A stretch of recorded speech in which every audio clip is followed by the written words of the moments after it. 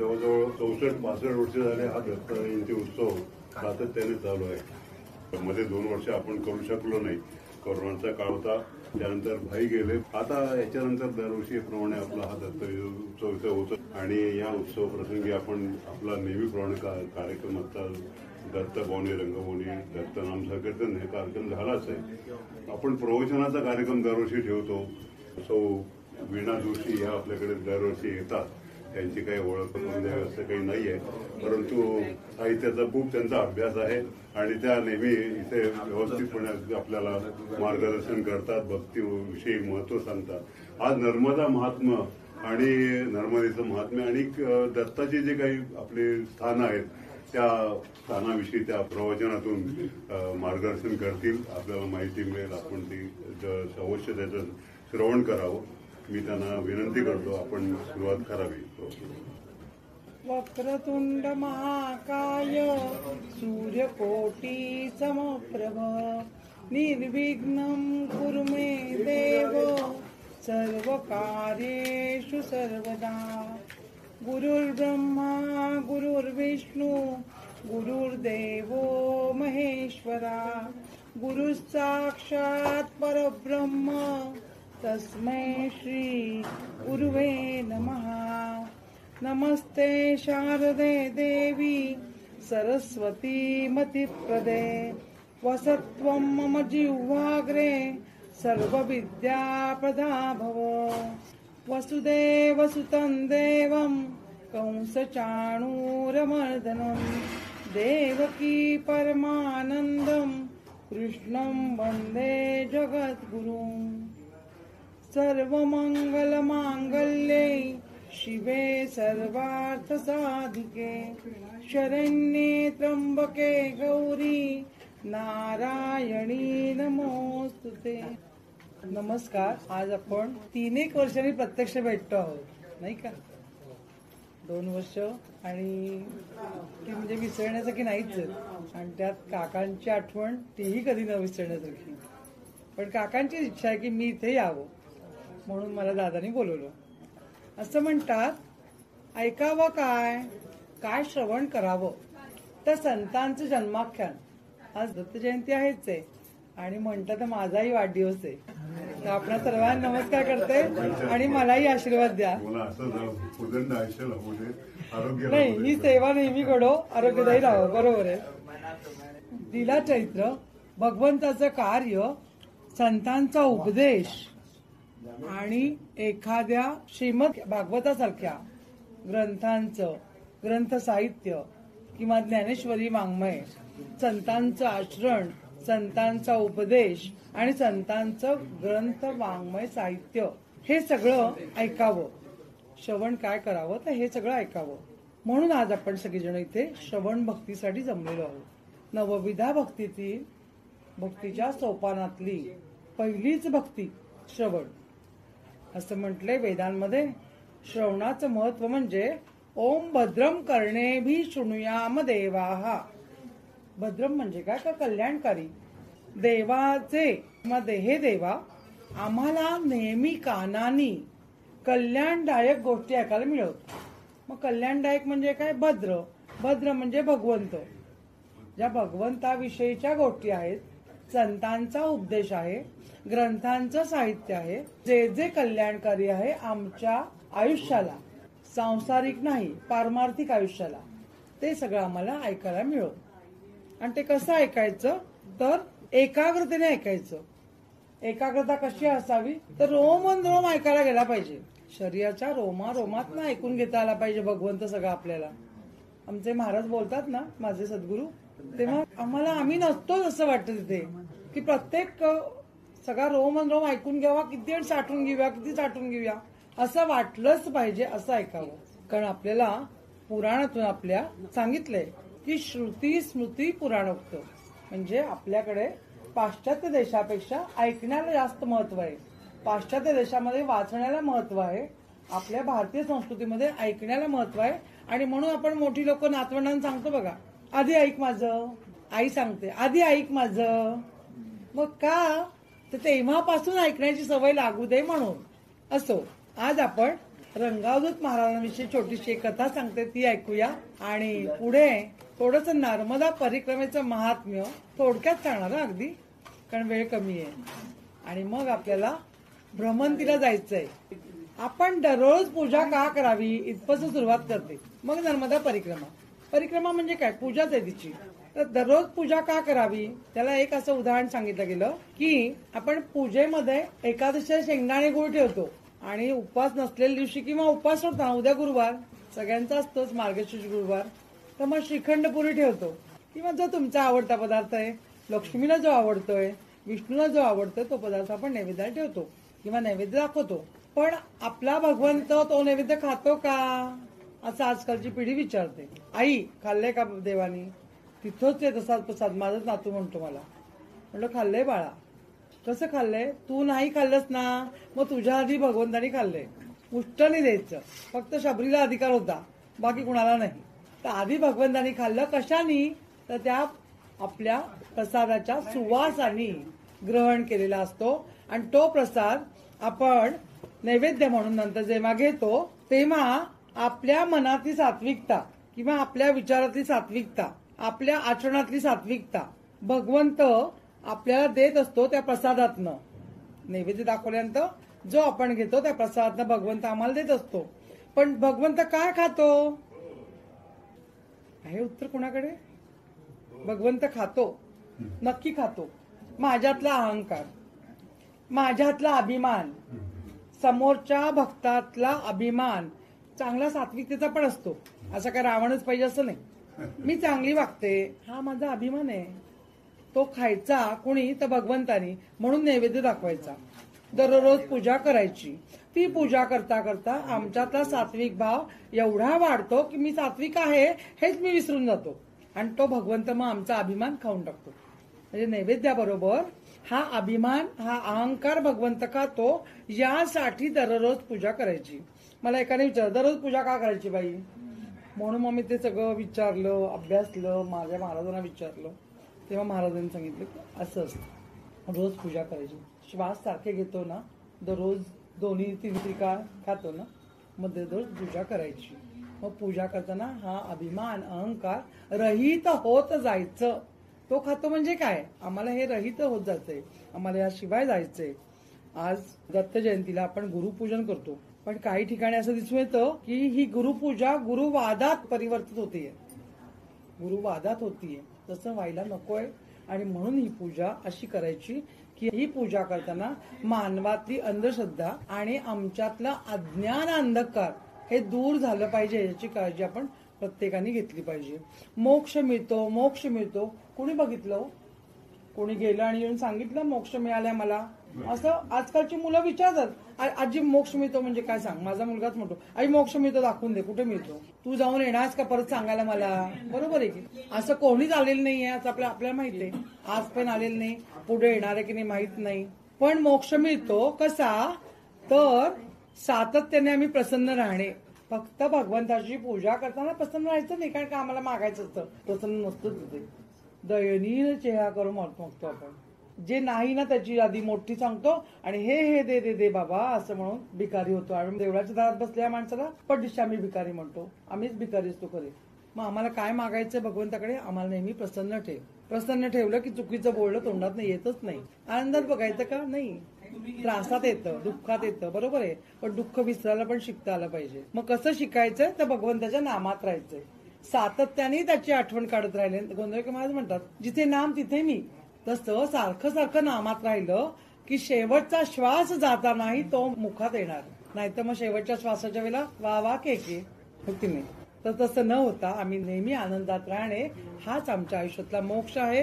सोन्यापेक्षा समाधानाची बाब म्हणजे सोन्यासारख्या माणसांच्या सहवासात राहणं हीच प्रसन्नता आणि हाच मोक्ष. वेगळा मोक्ष नकोस. कोणीतरी बडबडते काहीतरी, मग त्यांच्यात जाऊन बसायचं नाही. फक्त यांचं काही बोलायचं ना तर त्यांच्यामध्ये जाऊन बसायचं. निंदा ऐकायला आमचे कान बंद. नकोच आम्हाला कुणाची निंदा नको, काही नको. त्यांनी आमची वाणी खराब व्हायला नको. आमच्या कानातून जो भगवंत जाणार आहे तोही जाताना बंधन यायला नको. कारण भगवंताला आवडत नाही निंदा ऐकायला, आवडत नाही. भगवंत स्तुती ऐकतो. आणि म्हणून आपण प्रार्थनेतनं आरतीतून त्याची स्तुती करतो. स्तुती आम्हालाही आवडते. वीणा छान बोलतेस ना, वा, लगेच माझी कॉलर. तसं नको व्हायला. पण आपण भगवंताची स्तुती करण्याने भगवंताचं नाम आमच्या मुखामध्ये शेवटच्या श्वासापर्यंत गेलं पाहिजे, राहिलं पाहिजे. असा हा गुरुपौर्णिमेचा किंवा आजचा आपला दत्त जयंतीचा दिवस. जाता आता थोडंसं नर्मदा महात्म्य सांगते. नर्मदा मला खूप आवडते, पण माझी अजून परिक्रमा तिने करून घेतलेली नाहीये. पण तिची इच्छा असेल तेव्हा ती करून घेईल. तोपर्यंत माझी ही वाकशुद्ध परिक्रमा तुम्ही श्रोते, संत श्रोते ऐकायला बसलात आणि माझ्या वाणीतून जी काही होईल ती परिक्रमा आपण दोघांनी इथे करूया. नर्मदा मातेची परिक्रमा का करायची? एरिया किती सांगितलाय? 3500 किलोमीटर. पण आपण क्षणात जाऊन येऊया. आज आपल्याकडे 18 पुराणांमध्ये सांगितलंय महात्म्य. नर्मदा महात्म्य म्हणजे एकूण नदीचं महात्म्य हे नर्मदेचंच जास्त, म्हणून नर्मदा पुराण असं एक वेगळं पुराण आहे बरं का. नर्म म्हणजे काय? तर हास्य, सदैव हास्य असणारी, हास्य देणारी ती नर्मदा, महादेवांची कन्या, ओंकार कन्या म्हणले तिला. सदैव हास्य देणारी नर्मदा. नर्मदेच्या पाण्याने किंवा नर्मदेच्या जलाने शरीराची त्वचा रोग नाहीसे होतात. म्हणून नर्मदा परिक्रमेला जातो आपण तेव्हा प्रत्येक वेळेला डुबकी मारून बाहेर यायचं. नर्मदा जल पोटात घेतल्याने पोटातले सगळे विकार नाहीसे होतात. नर्मदा ही तिच्या जन्माच्या वेळी म्हणजे पित्याला, शिवांना मोठा आनंद देणारी होती, म्हणून ती नर्मदा असं म्हटलंय. इतर कोणत्याही नदीत स्नान केल्याने पुण्य मिळणारच आहे, पण नर्मदेत स्नान केल्याने मुक्ती मिळते असं सांगितलं होतं. कसली मुक्ती? तर पापमुक्ती.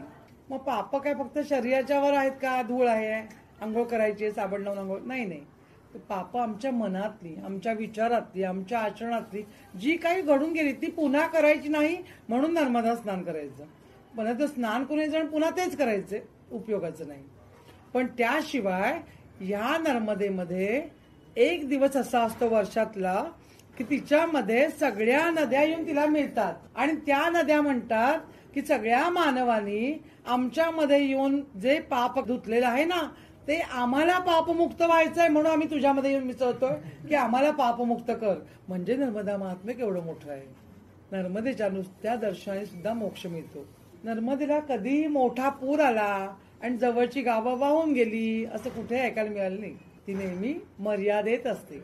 किनाऱ्याच्या बाहेर, पात्राच्या बाहेर कधीही ती येत नाही. महाप्रलय जरी झाला तर ती कधी लुप्त होणारी नाहीये की ज्वालामुखी झालाय, भूकंप झालाय आणि काही पाणी लुप्त झालंय, पात्र छोटं झालंय, असं कुठेही नाही होत. अशी ही नर्मदा वेगळी आहे.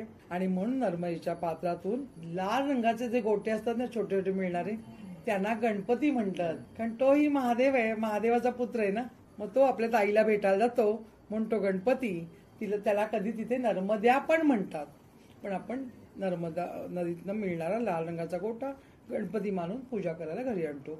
आणि त्याच नर्मदेमध्ये जे बाकीचे असतात त्यांना बाण किंवा शिवलिंग म्हणतात, नर्मदेश्वर म्हणतात, आणि तेही पूजेसाठी आपण घरी आणू शकतो.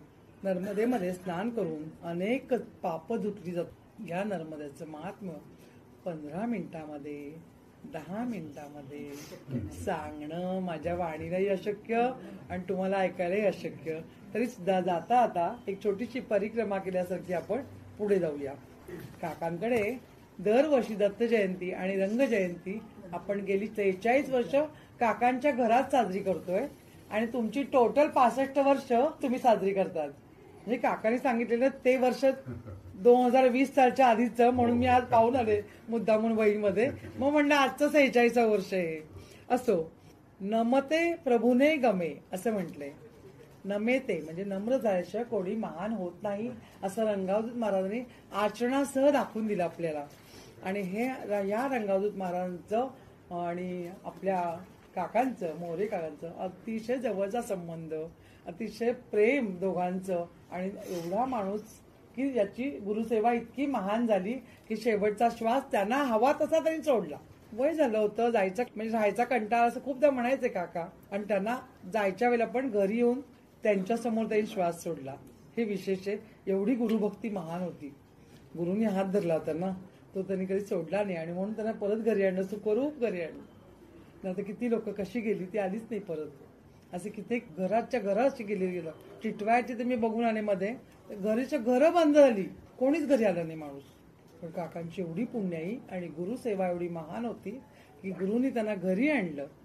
जायचं आहेच आहे प्रत्येकाला, पण त्या सगळ्यातनं बरे होऊन घरी येऊन त्यांची इच्छा त्यांनी पूर्ण केली. असे हे काका मला बोलवत आहेत. तो वर्ष तितकी वर्ष मी पण प्रेमाने येणार. मला बोलायला आवडतं, तुम्हाला सगळ्या संत शोधना ऐकायला आवडतं. तर ही आपण वाक्शुद्ध यात्रा दरवर्षी चालू ठेवूया. नारेश्वराविषयी काका खूप छान बोलायचे.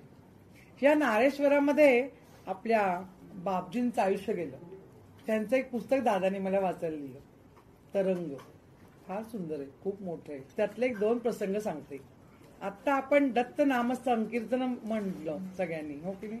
मला प्रश्न होता, दत्त नाम संकीर्तन म्हणजे नेमकं काय आहे? त्या पुस्तकात वाचलं होतं म्हणून. ही गोष्ट गेल्या वर्षीच लिहून ठेवली होती, पण 2च गोष्टी सांगायला मिळाल्या गेल्या वर्षी. तशा आणखी 2 गोष्टी उरल्या तर त्या यावेळेला मिळाल्या. मग म्हणलं काय असेल दत्त नाम संकीर्तन म्हणजे? मग नुसतं नाम घ्यायचंय का हे जोडून दत्त दत्त म्हणायचंय? हे काका म्हणायचे, ते अंदाजे लक्षात होतं थोडंसं, पण असं हेच म्हणून माहित नव्हतं. तर त्याविषयी गोष्ट आहे. दत्तांचे पृथ्वीवर 16 अवतार झाले आणि म्हणून या दत्त नाम संकीर्तनाचेही 16 पाठ करावेत. ते का करावेत? तर बाबांचा एक भक्त होता म्हणत नाही, मोठे मास्तर होते.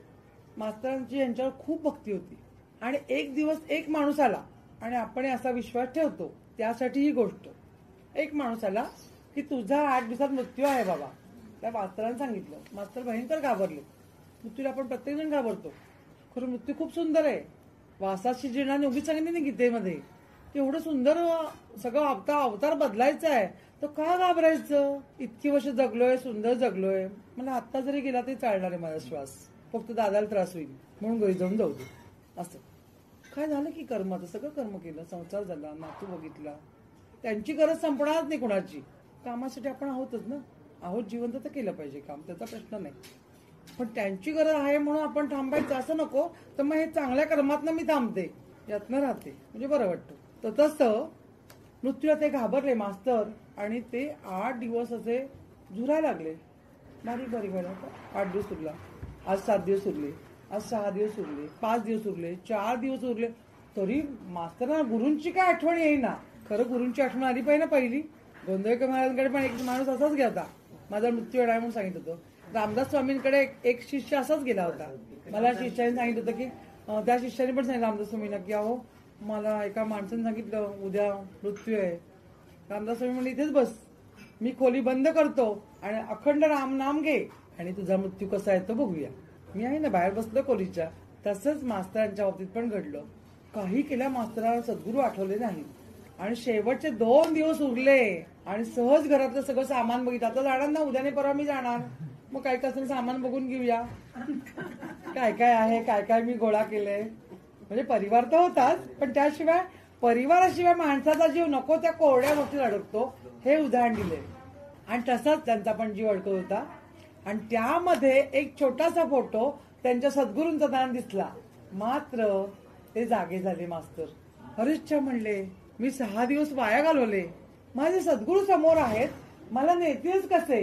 आणि त्यांच्या लक्षात आलं की आजपासून आपण दत्त नाम संकीर्तन करायचं. महाराजांनी सांगितलं मला, ते त्यांना आठवलं आणि 2 दिवस त्यांनी अखंड 16 पाठ, 16 संपले की पुन्हा 16 सुरू, 16 संपले की पुन्हा 16 सुरू, असं त्यांनी 16 पाठ करायचं ठरवलं, संकल्प केला आणि म्हणायला सुरुवात केली. आणि 2 दिवसांनी मृत्यू आला नाही. 3ऱ्या दिवशी गेले की बापजींकडे. बापजी म्हणे मी इतका घाबरलो होतो मी. तेव्हा बापजी होते आणि म्हणले, हो मला सुचलंच नाही तुमचं नाम घ्यावं, तुम्ही नाम संकीर्तन सांगितलं होतं. आणि मला मग 2 दिवस शेवटचा तुमचा फोटो दिसला आणि आठवलं की आपल्याला काय उपासना सांगितली आहे, आपण पण तेच करतो, सांगितलेली उपासना विसरून जातो. चुकून घडतं संसारामध्ये, मुद्दामून कोणी करत नाही. प्रपंच एवढा मोठा आहे ना की तो संपत नाही, सरता सरत नाही आणि आपल्याला संपवायचं नसतो, इतकी आसक्ती असते. एक रघुनाथ बापजींचेच भक्त होते, त्यांचे ते गुरु होते. तर त्यांचे गुरु त्यांना म्हणाले की प्रपंचात आपण अडकत नाही, परमार्थात आपण जातो, चढतो पायरी, पण प्रपंचात आपण अडकत नाही.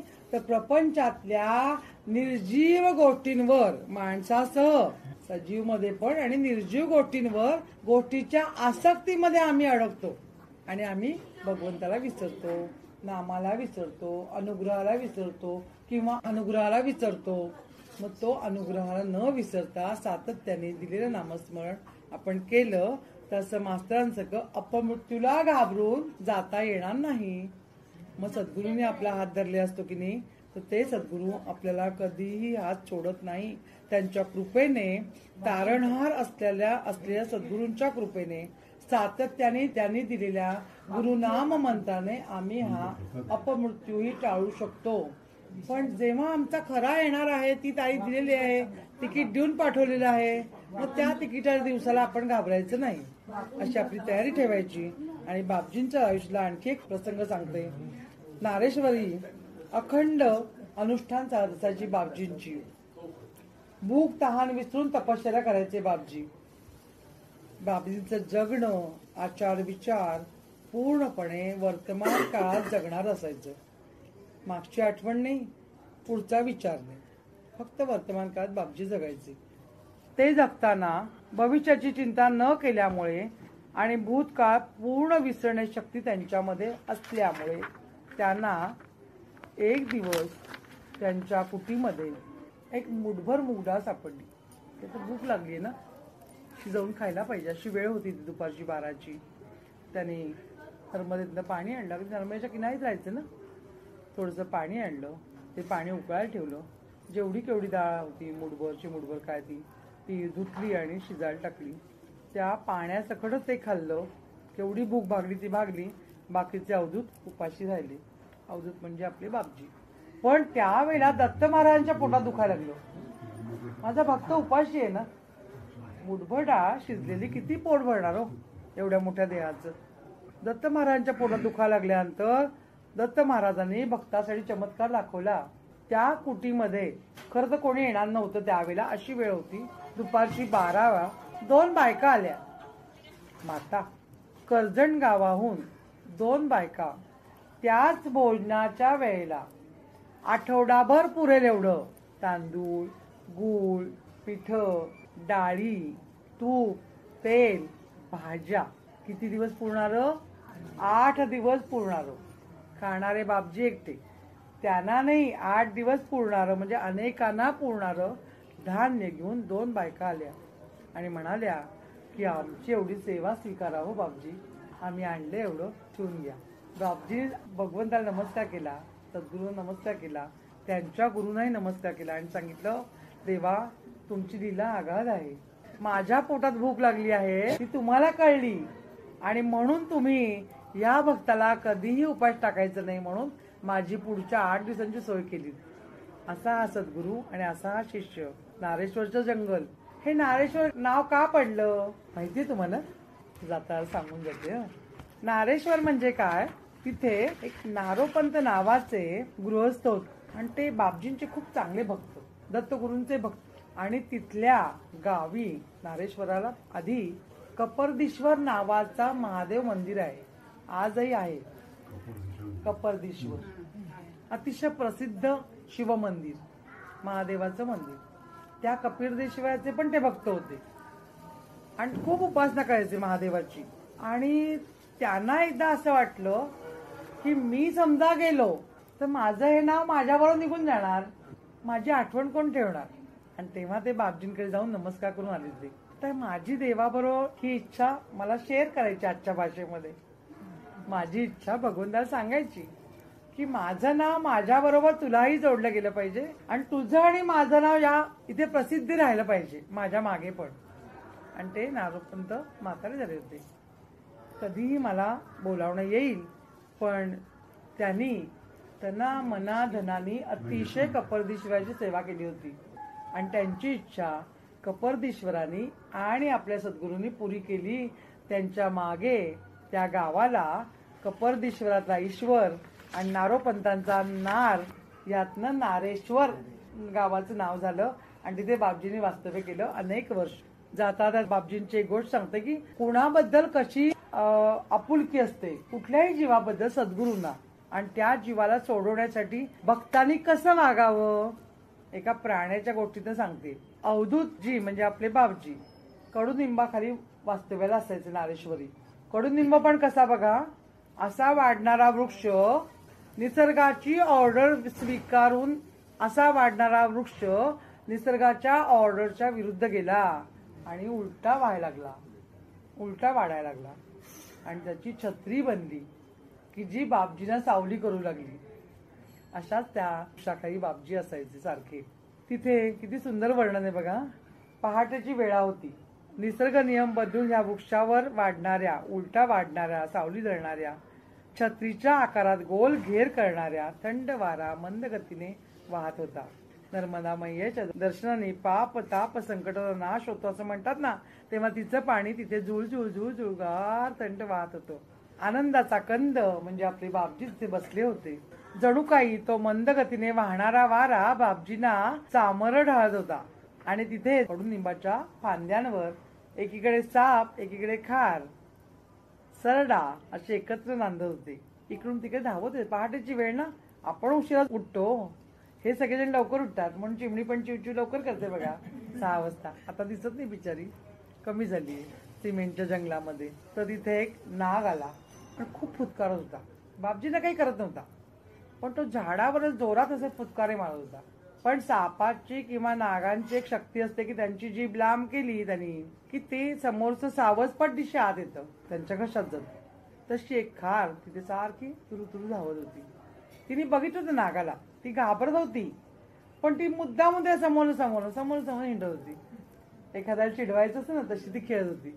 आणि नेमकी ती वर बसली होती. नागही वर बसला होता. बापजींनी बघितलं होतं एकदा वर दोघांनाही, पण बापजींनी काही दोघांना ती बंदी केली नाही की तू हिला खाऊ नको म्हणले नाही, तिला म्हणले नाही की तुम्ही उडी मारू नको बाई, त्याला तर चिडवू नको असंही म्हणले नाही.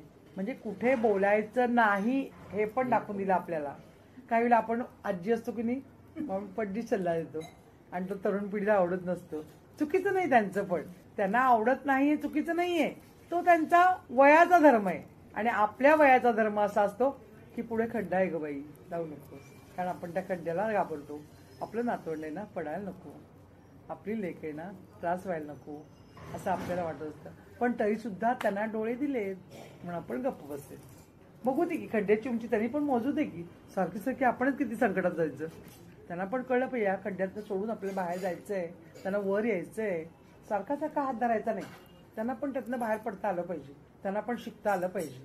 बाबा गाडी, पांगू गाडी किती दिवस असते? 1 वर्षाचं बाळ, त्याच्या पुढे नसते ती. ते बाळ चालायला होतं. तसं आपण हात सोडायचा काही ठिकाणी, तसं मौनातही बसायचं असं सद्गुरूंनी दाखवून दिलं. आणि त्या खारीने क्षणाचाही विचार केला नाही, झाडांना पटकन उडी मारली आणि बापजींच्या मांडीवर. किती छान, किती हुशार. त्या जीवाला पण कळला सद्गुरूंचा स्पर्श. असं म्हणतात ना, बोलणंही काही वेळा विसरतं माणूस, पण स्पर्श विसरत नाही. तर त्या स्पर्शात ती खारीने बापजींच्या जणू मांडीवर उडी मारून सांगितलं की मी तुम्हाला शरण आली बापजी, वाचवा मला, हा नाग मला तर खायला येणार. बापजींना खारीकडे बघितलं आणि एकदा त्या नागाकडे बघितलं. मात्र नाग दिशा बदलून चालू पडला आणि खारीला जीव वाचवला. आणि असा हा विषरूपी किंवा विषयरूपी संसार आपला, त्यातनं आपल्याला बाहेर पडायचंय तर सद्गुरूंच्या मांडीवर सातत्याने बसायचंय, सद्गुरूंचं स्मरण करायचंय. मनुष्य जन्म येणारच आहे, पण सद्गुरूंच्या मांडीवर जो बसेल तो ह्या जगामध्ये तारून जाईल असं सांगितले. आता आपल्याला जायचंय या यात्रेला. हा दत्त संप्रदाय गुरु दत्तात्रयांनी सुरू केलेला अंदाजे 700 वर्षापूर्वीचा आहे. या संप्रदायाचा प्रचार आणि प्रसार नेपाळपर्यंत पोहोचला आहे असं इतिहास सांगतो. नाथ संप्रदायाच्या इतिहासातही मच्छिंद्रनाथांनी, गोरक्षनाथांनी नाथ संप्रदायाबरोबर दत्त संप्रदायालाही स्वीकार केला होता असा दोघांचा जवळचा संबंध आहे. गिरनार पर्वतावर मच्छिंद्रनाथांनी गोरक्षनाथांना उपदेश केला होता. असे अनेक पंथ आहेत. महानुभाव पंथ आहे, वारकरी पंथ संप्रदाय, समर्थ संप्रदाय, चैतन्य संप्रदाय, अशा अनेक संप्रदायांनी या दत्त संप्रदायाला आत्मसात करून घेतलेला आहे. आणि म्हणून एकनाथ महाराजांनी त्रिगुणात्मक त्रैमूर्ती ही दत्ताची आरती रचली. खरं एकनाथ महाराज वारकरी पंथाचे, पण दत्त संप्रदायी पण होते. असं अनेक संप्रदाय, समर्थांनी पण अशा अनेक आरत्यांमध्ये दत्त संप्रदायाबरोबर त्या आरत्यांचा संबंध जोडले गेले आपल्याला दिसून येतो. वारकरी संप्रदायाबरोबर चैतन्य संप्रदाय म्हणून होता. म्हणजे चैतन्य संप्रदाय म्हणजे तुकाराम महाराजांचे गुरु चैतन्य, बाबा चैतन्य, त्यांनी पण, तेही मोठे दत्त उपासक होते, त्यांनी पण हा संप्रदाय स्वीकारला. आणखी एक होता आनंद संप्रदाय, महान कवी श्रीधर स्वामी त्यांचा. त्यांनी पण दत्त महाराजांना गुरु केलंय असं हे दत्त उपासक आहेत असं सगळीकडे दाखवून दिले. पण दुर्दैवानं बाकी सगळ्या म्हणजे आनंद संप्रदाय किंवा चैतन्य संप्रदाय हे वारकरी संप्रदायासारखे विकसित झाले नाही, ते तिथेच संपुष्टात राहून गेले. वारकरी संप्रदाय मात्र मोठा झाला, समर्थ संप्रदाय मोठा झाला. प्रभू रामचंद्रांची उपासना करणारा असून समर्थांनी दत्त उपासनेचा प्रचार सगळीकडे केला. कारण कल्याण स्वामींनी दत्तात्रयांचं वर्णन केलंय. कसे आहेत दत्तात्रय तर सतेज सुंदर कांतीचे. कसे आहेत सद्गुरू दिगंबर आहेत. दिगंबर म्हणजे दिशांचं वस्त्र नेसलेले आहेत आणि दिगंबर म्हणजे वस्त्रसहितही आहेत असं वर्णन केलंय. त्यांच्या स्वरूपाचं, त्यांच्या संचाराचं, सर्व प्रियतेचं म्हणजे दत्त महाराज सगळ्यांना प्रिय आहेत. पण कुठलं शस्त्रच घेतलं नाही हातामध्ये आणि शस्त्रांनी कुणाचा नाशही करायला गेले नाहीत. पण संकटांना दूर करण्याची शक्ती दत्त महाराजांमध्ये भरपूर आहे. त्यांच्यामध्ये तिघांचं एकत्रीकरण आहे, विधी, हरी आणि त्रिपुरारी. अशा ह्या दत्तात्रयांना वंदन करते आणि आद्य कवी वारकरी संप्रदायाचे न्यायेश माऊलींना, एकनाथ महाराजांना, तुकाराम महाराजांना, अनेक आदी संतांना दत्तात्रयांना गुरु मानून या महान योगी संतांनी जो आदरभाव सगळीकडे व्यक्त केला त्या सगळ्यांना वंदन करून मी आज आपल्याला वाकशुद्ध यात्रेला घेऊन जाणार आहे. त्याच्यापैकी फक्त मी महाराष्ट्रातील 3-4 स्थळं घेतलीत, पण त्यांना स्पर्श करून मी मात्र पोहोचणार आहे कुठे? नरसोबाच्या वाडीला, माझं अतिशय आवडतं ठिकाण. त्याच्याबद्दल मात्र विस्तृत आपण विश्रांती घेऊया थोडी दत्त संप्रदायाच्या नरसोबाच्या वाडीला. पण जाता जाता आधी बाकीच्या स्थानांबद्दल ऐकूया आणि पुढे जाऊया. काय काय घ्यायचं यात्रेला जाताना? पर्स घेऊ नका, तिकीटच नाहीये. पैसे घेऊ नका, कारण आपल्याला कुठे जेवायचं हॉटेलमध्ये नाहीये. प्रसाद घ्यायचा आहे. गाईड समजा मला हवी तर. आणि आपण आता प्रवासाला निघूया. फक्त घेताना काय बरोबर घ्या? मूल्य घ्या. कशाचं? श्रद्धा आणि सबुरी. दत्तात्रयांचं आणि गुरूंचं एक सुंदर रूप साईबाबा गजानन महाराज. तर श्रद्धा आणि सबुरी घेऊया आणि चला तर लवकर लवकर जाऊया. सुंठवडा खायला गाणगापूरला कालच्या दिवशी गेलोय असं कल्पना करा, कारण गाणगापूरला सकाळी 12 वाजता आणि बाकीच्या ठिकाणी आज संध्याकाळी असा असतो. गाणगापूरला श्री गुरु सगळ्यांची मनोरथ पूर्ण करतात. आद्य स्थान गाणगापूर, जिथे दत्तात्रयांचं 12 वर्षापेक्षा जास्त काळ तपश्चर्येसाठी तिथे गेला. माधुकरी कशी मागायची, माधुकरी कशी घालायची हे सुद्धा महाराजांनी सांगितलं. आणि तिथे राहिल्याने काय शांती मिळते मनाला असं महाराज सांगतात. असं हे गाणगापूर गुलबर्गा जिल्ह्यातलं भीमा अमरजा संगमावर वसलेलं दत्तभक्तांची जणू पंढरी, पवित्र असं तीर्थ सोलापूर पासून 100 किलोमीटर अंतरावर आपल्याला तिथे जायचं. आपण आलो बरं का. तिथे निर्गुण अशा महाराजांच्या पादुका समोर आहेत. डोळे मिटून दर्शन घ्या. गुरुमठ आहे. 23 वर्ष नरसिंह सरस्वती महाराजांनी इथे उपासना केली. तिथे वास्तव्यास होते. पूर्वेला श्री महादेवांचं मंदिर आहे. दक्षिणेला औदुंबर आहे. औदुंबर आणि दत्त महाराज यांचे एक अनोखा संबंध आहे. त्याखाली गणपती आणि पार्वती मातेचं मंदिर आहे. मठाच्या दक्षिण भागी उत्तराभिमुख श्री गुरुपादुकांचा गाभारा आहे. आतल्या गाभाराच्या भिंतीवर एक छोटासा झरोका आहे आणि झरोक्यामधनं दर्शन घ्या निर्गुण पादुकांचं. किती सुंदर दिसत आहेत. किती सुंदर चंदनाचा वास आहे. कस्तुरीचा वास आहे. तिथे फक्त कस्तुरीनीच लेपन केलं जातं आणि तसंच त्यांचं स्नान होतं. या गुरुपादुकांचं दर्शन घेऊन सेवाव्रत म्हणून 5 घरी माधुकरी मागून आपण आता पुढच्या स्थळी जाऊया. दत्त संप्रदायात भस्माचं महत्व आहे. भस्माचा अंगारा घेऊया आणि पुढे जाऊया. भस्माचे डोंगर बघितलेत किती सुंदर आहेत बघा. इथलं भस्म कधीही कमी होत नाही. चला तर मग आता मनोहर पादुकांचं दर्शन घ्यायला जाऊया. मनोहर पादुका यासाठी मिरज कोल्हापूर रेल्वे मार्गावरच्या साधारण अंदाजे 12 किलोमीटर अंतर आपल्याला जायचे.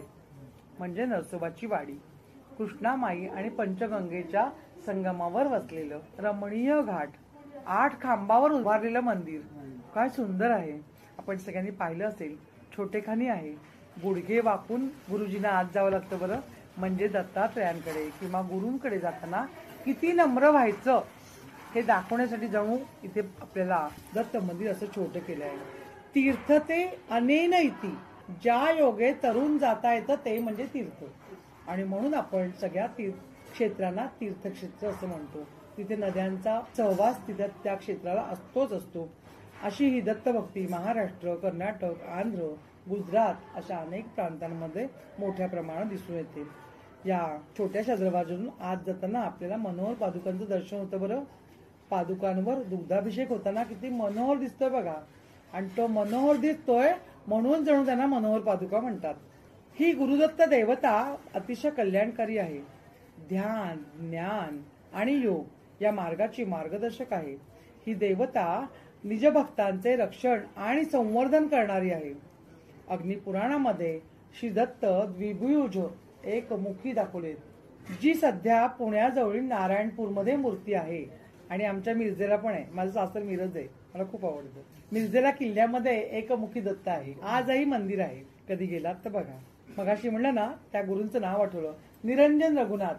त्यांचे गुरु म्हणायचे की प्रपंचात आसक्ती नसते, प्रपंचातल्या गोष्टींमध्ये तुमची आसक्ती असते आणि म्हणून तुमच्या परमार्थाकडे दुर्लक्ष होतं. असो, जाऊया पुढे.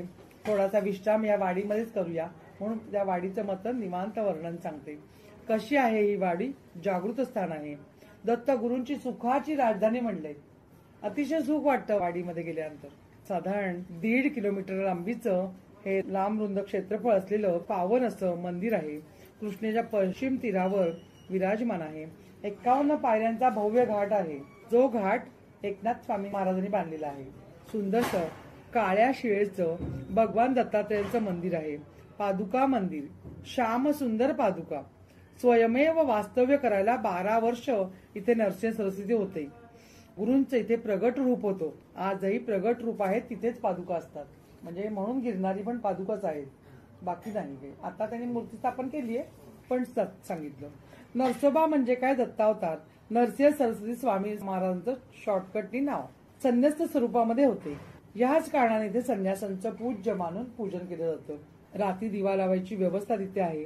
त्रिकाल पूजा इथे चालते. सगळे वाडीकर पुजारी नावाने प्रसिद्ध आहेत. टेंबे स्वामींच्या उपासनेचं महत्वाचं स्थान आणि टेंबे स्वामी दत्त महाराजांची सातत्याने प्रत्यक्ष बोलायचे ते स्थान. करुणा त्रिपदी जिथे जन्माला आली ते स्थान. हे आपलं नरसोबाची वाडी. कृष्णा पंचगंगेच्या संगमावर अनेक योग्यांचं, सत्पुरुषांचं इथे आतुरतेने वाट पाहण्याची जागा इथे आहे. कृष्णेच्या तीरावर अमरापूर म्हणजे अमरेश्वर आणि औरवाड, गोरवाड ही 2 गावं त्यावेळच्या आदिलशहानी इनाम म्हणून या दत्त क्षेत्राला दिली आहेत. नरसिंह सती दीक्षित स्वामींनी अमरेश्वराची स्थापना केली. अमरेश्वराच्या दर्शनाला जातो आहोत आपण. या गुरूंच्या मंदिराच्या मागे श्री कुलकर्णींचं घर आजही आहे. गुरुचरित्र आपण सगळे वाचत आहात किंवा गोष्टीरूप वाचत आहात. त्यामध्ये एक वेल उपटलेली गोष्ट आहे बघा, ऐकली ना सगळ्यांनी? ती आजही कुलकर्ण्यांचं घर तिथे आहे. या गुरु पादुकांच्या मागच्या बाजूला गुरु मंदिराच्या मागे छोटंसं मंदिर आहे.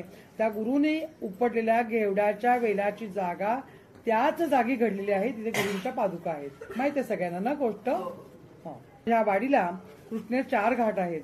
एक कृष्ण पंचगंगा आणि तो सध्या वाहून गेला असं सांगतात, पण हा दुसरा आहे तो 51 पायऱ्यांचा. चौथा आहे दक्षिणेला, तिसरा आहे उत्तरेला. जनार्दन स्वामींचे शिष्य मगाशी म्हणलं ना, एकनाथ महाराजांनी बांधलेला आहे. त्यातला मोठा जो श्री गुरु मंदिराच्या मागचा आहे तो औदुंबराचा पार. मगाशी म्हणलं ना, औदुंबराचा आणि गुरूंचा खूप जवळचा संबंध.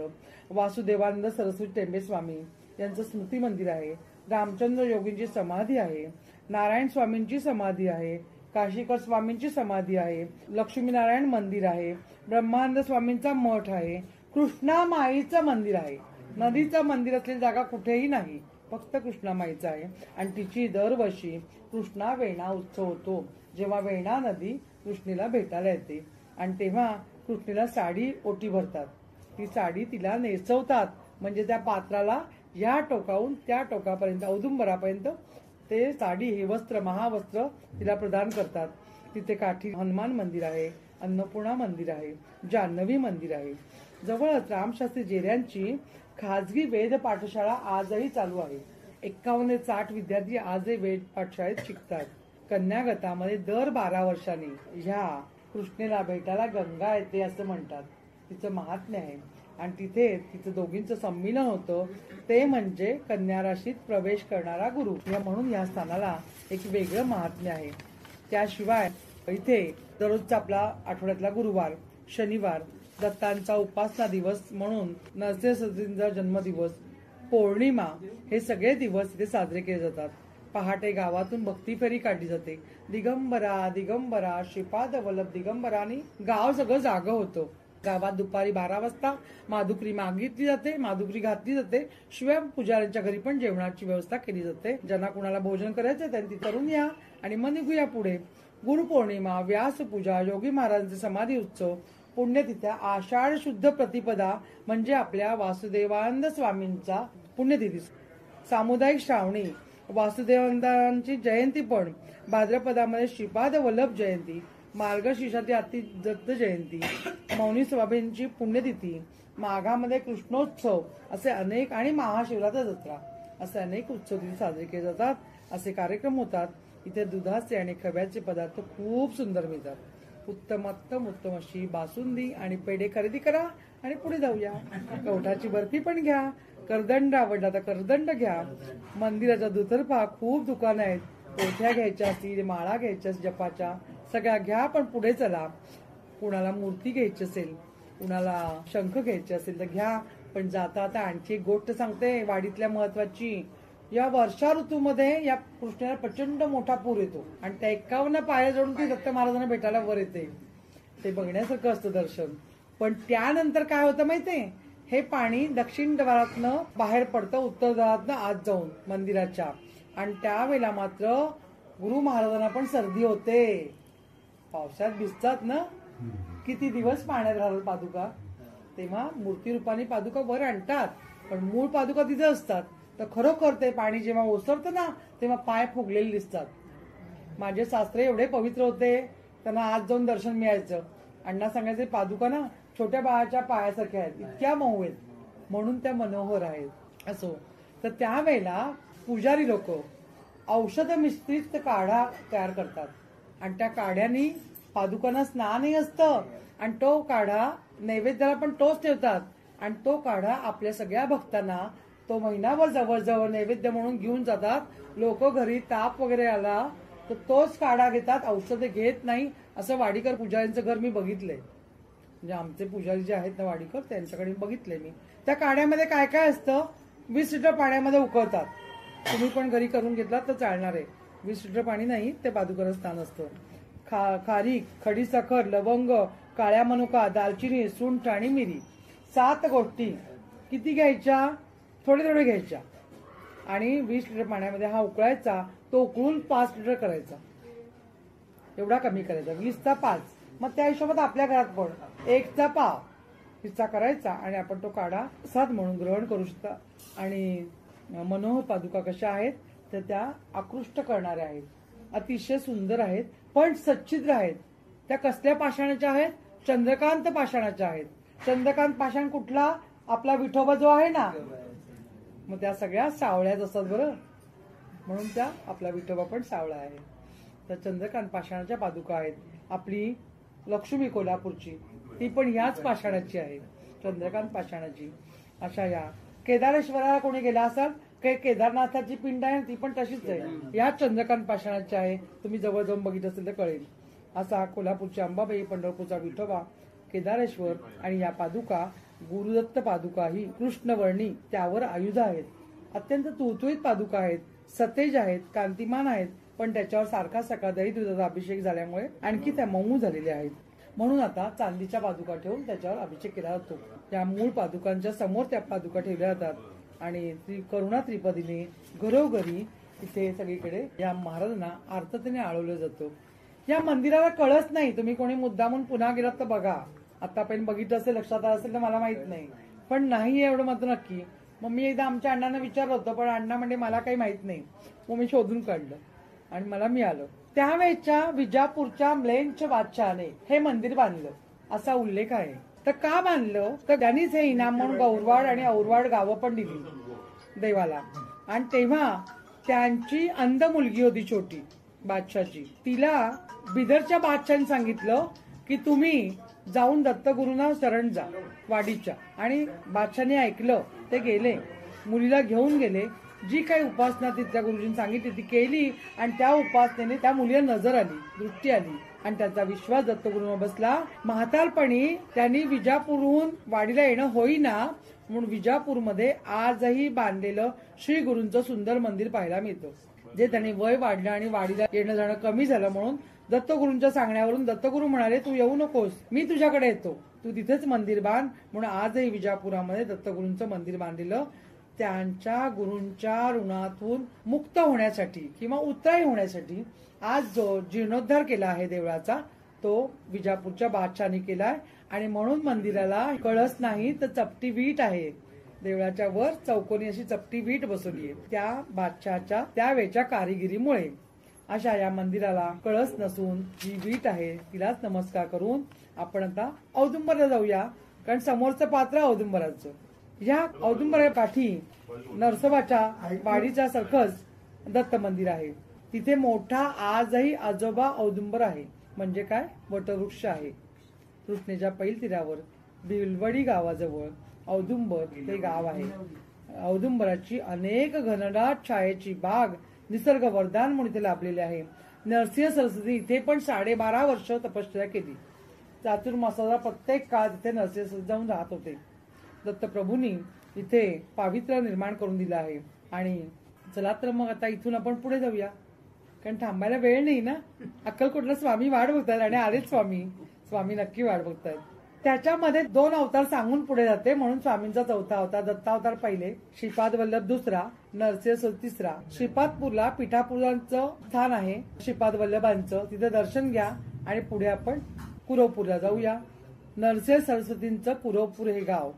हे काय गाव तर त्यांनी सांगितलं की मला जायचंय पण मला सारखा भक्तांचा गर्दी नकोय, अशा ठिकाणी शांत ठिकाणी जायचंय.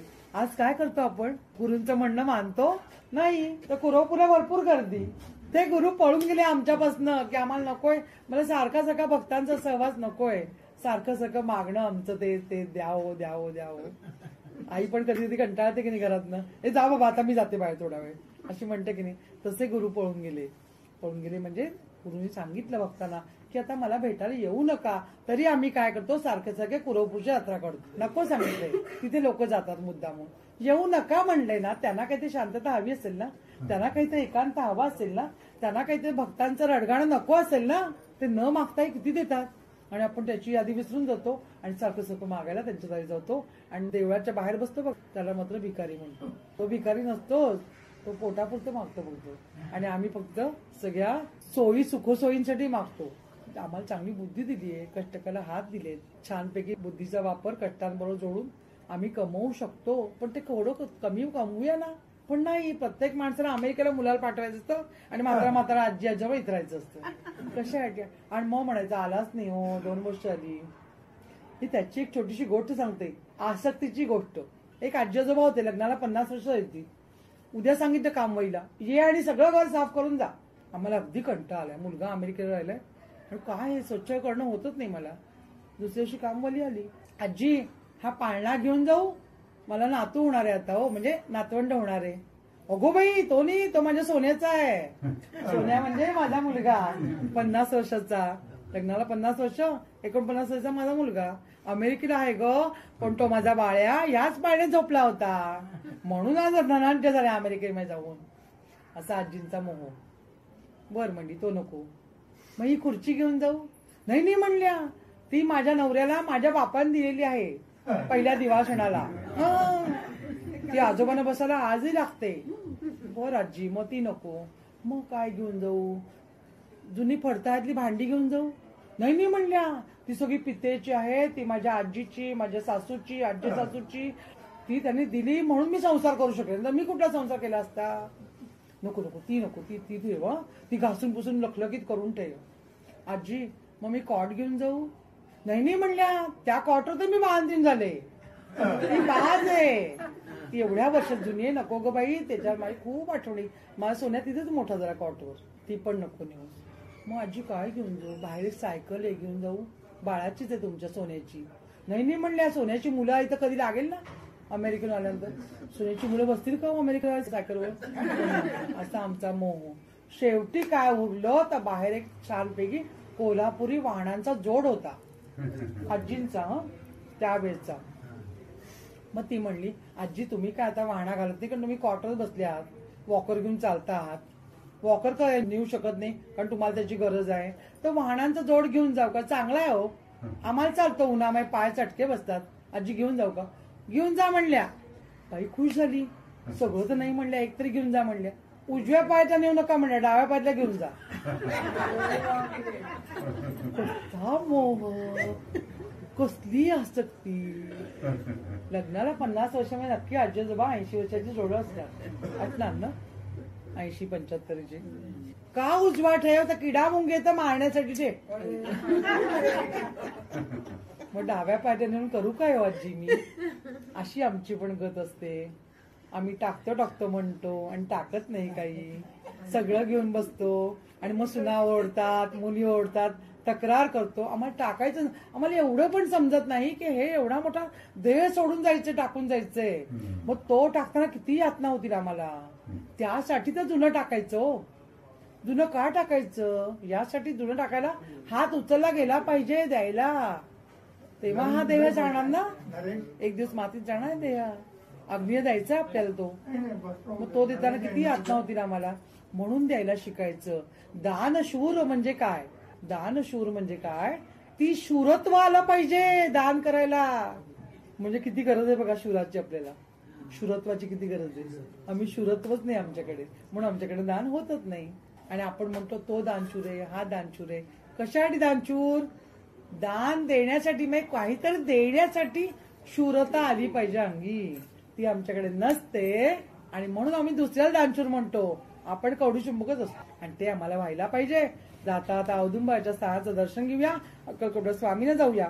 मात्र जेव्हा जेव्हा गुरु सांगतात की येऊ नका, माझ्याजवळ येऊ नका, तेव्हा बळजबरीने गुरुंना नमस्कार करायला जाऊ नका. गुरु जेव्हा सांगतात माझ्या पायाला स्पर्श करू नका, तेव्हा त्यांना काहीतरी वेदना होत असेल पायामध्ये, काहीतरी जाणवत असेल या स्पर्शाने मला बिघडणार आहे हे जाणवत असेल, म्हणून ते सांगतात ना मला स्पर्श करू नका.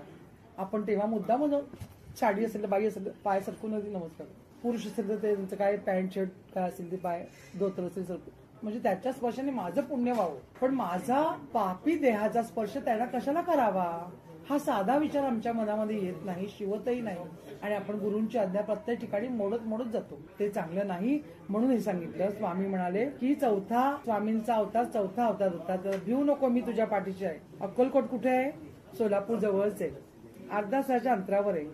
चौथ्या अवताराचं पूर्ण कर्मभूमी, भक्तांचं रक्षण, भक्तांना भवभय रोग मुक्त करायचं, गरिबांचं दुःख द्यायचं, दुःख दूर करायचं, क्लेश दूर करायचं. स्वामींनी महाराष्ट्रामध्ये दत्त उपासनेला जास्तीत जास्त प्रचार आणि प्रसार केला, सोळ न ठेवता. परवा एका ठिकाणी वाचलं की गुरुचरित्र वाचायचं नाही स्त्रियांनी. का हो? 2 आयांमुळे त्यांचा जन्म झालाय. ते कसे म्हणतील गुरुचरित्र वाचू नका? 2 आया कुठल्या? एक सती आणि एक अनसुया माता. सतीने सूर्याला थांबवलं की नाही, मग त्या सतीमुळे त्यांचा अवतार झाला. आणि अनसुया मातेची परीक्षा बघायला होते म्हणून त्यांचा जन्म झाला. मग ते म्हणतील का मातानो गुरुचरित्र वाचू नका? नाही म्हणणार, वाचायचंय, पण त्याचं पावित्र्य सांभाळून वाचायचंय. कांदा असून 7 दिवस संयम कशाचा? नको म्हणलं की आपल्याला खावंसं वाटतं, उपास होतं की भाजीचा वास येतो, मग जाऊ दे संध्याकाळी सोडायचं ते नाही. संयम हा संयमच राहायला पाहिजे. त्या संयमात आम्हाला राहता आलं पाहिजे. यासाठी उपवास. आणि बसायचं कुठे? गुरूंजवळ, आपल्या इष्टदेवतेजवळ. तो म्हणजे उपवास. त्यांच्या स्थानाचा, उच्च स्थानांच्या जवळ बसण्याचं उपवास. वास म्हणजे वास्तव्य, तो उपवास. 1 दिवस मोबाईलचा उपवास, 1 दिवस लाईटचा उपवास, 1 दिवस गप्पांचा उपवास, मौनात राहायचं. बघा करून, खूप छान आहे. शांत राहतं लोक. मी प्रयोग करून बघितला, मगच सांगायच्या.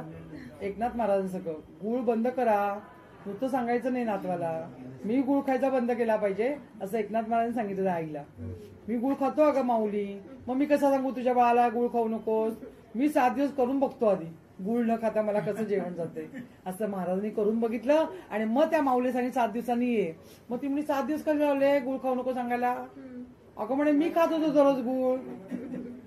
मग तुझ्या बाळाला सांगताना मी खाल्लं नाही पाहिजे, अष्टनाथ अंडप आहे ना आधी, तेव्हा मी खाल्ला नाही 7 दिवस. मला काय त्रास होता मन मारायला, तो त्या बाळाला होतो की नाही? होणार ना. मग तेव्हा मी आधी आषाढात आणला, मग त्या बाळाला सांगायचा अधिकारी झालो छोटासा कावीना. आणि तेव्हा महाराजांनी गुळ खाऊ नको बाळा, दात किडतील. आणि तेव्हा सांगायचा प्रयत्न करते. माझ्या महाराजांच्या आज्ञेने गेली 20 वर्षे सेवा करते. आपल्याला आता पुन्हा अक्कलकोटच्या स्वामींचं दर्शन घेऊन इथे मोठ्या प्रमाणात दत्त उत्सव साजरा करतात. माहूरगडी पण महाराजांचा उत्सव साजरा केला जातो. गिरनारला होतो. कलियुगामध्ये हा दत्त मार्ग सर्वश्रेष्ठ, कलियुगामध्ये हा भक्ती मार्ग म्हणजे दत्त संप्रदायातला मार्ग श्रेष्ठ मार्ग समजला जातो. तो खराच आहे. अनेक प्रकारच्या भक्तांचा दत्त महाराजांनी उद्धार केला. अशा गोष्टी आहेत. दीपकाला श्रवण भक्तीने, वेद धर्माला कीर्तन भक्तीने, सहस्त्रार्जुनाला स्मरण भक्तीने, विष्णू दत्ताला सेवा भक्तीने, यदूला अर्चन भक्तीने, अलर्काला वंदन भक्तीने आणि आयुला दास्य भक्तीने आणि सायनदेव ब्राह्मणाला आणि आपले प्रल्हाद म्हणजे कोण हिरण्यकश्यपूचा मुलगा प्रल्हाद या दोघांना आत्मसमर्पण भक्तीने जीवनमुक्त करता आलं. श्रेष्ठ उद्धारक भगवान दत्तात्रय. स्मर्तुगामी म्हणजे काय तर अगदी उभे का तर कधी हाक मारली की पडदिशी पळत यायला. आई का उभी असते काय बाळा विठोबा सगळी उभी असते ना कमरेला हात घेऊन पडदिशी हाक मारली की जायला. म्हणजे माझा स्वतःचा अनुभव. दारापर्यंत नाही पोहोचवायला गेलं ना मुलं की मुलगा आणि सून तुम्ही बाहेर या. अगं माझी कामं सोडून या. अहो बाहेर या पण आम्ही विसरतो ना काहीतरी. मग तेव्हा तुम्हाला बोलव की तुम्ही यावंच जाणार तुम्हाला बाहेर तर तुम्ही जाताच समोर उभा राही बरं ना. म्हणजे काय विसरलं की आणून द्यायला. तसं आपले महाराज पण दत्त महाराज का उभारतात.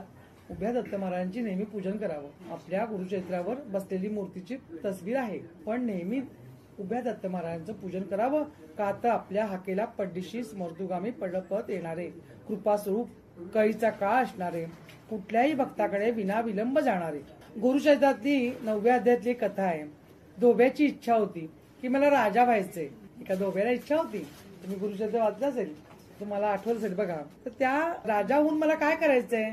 दत्त महाराज म्हणजे काय करायचं तुला राजाहून तर मला राजाचे सगळे भोग विलास भोगायचे.